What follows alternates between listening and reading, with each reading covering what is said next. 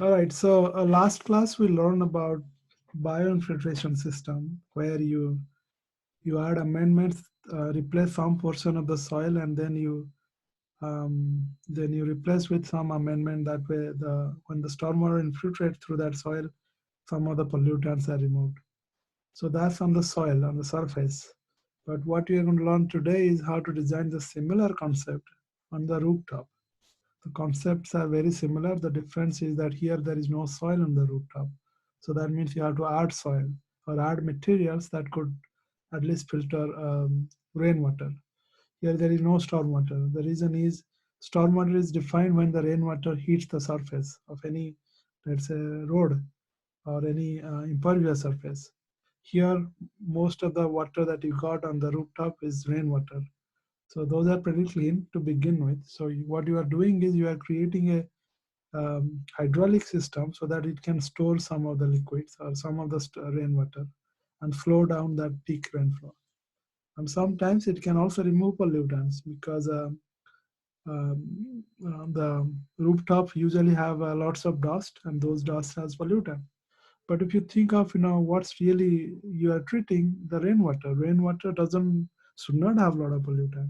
So the moment it hit the roof, is actually become more polluted than what it was to begin with. So if your entire goal is just to capture the rainwater, you don't need to have a green roof. You can just have a regular roof and create a way so that you can collect that rainwater and store it. So here it is green roof, not because to collect water, also to slow down that flow rate as well as some other benefit like energy benefit.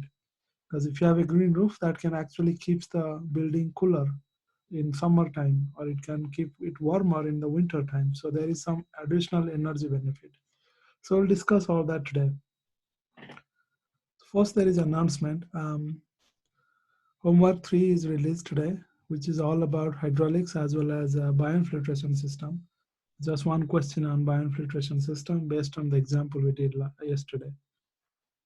Also, I wanted to mention this is we are halfway. So now the class shift into the more about projects. So we'll have a first lecture will be all about the class typical design of one type of green infrastructures. And the second half where we don't normally have any class because I leave. But now what I'll do is I'll stay here to discuss about your group project. So I expect that you will be continue to work on those group projects and we'll have if you have any question as a group, you'll have a different rooms on Zoom. We can have a different room for each of the groups and then we can discuss together.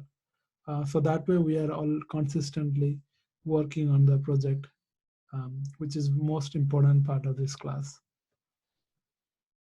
We can have also meeting in other time because I know that some students could not join, so that's okay. But that's why you have to send me email if you wanted to as a group to meet me any other time.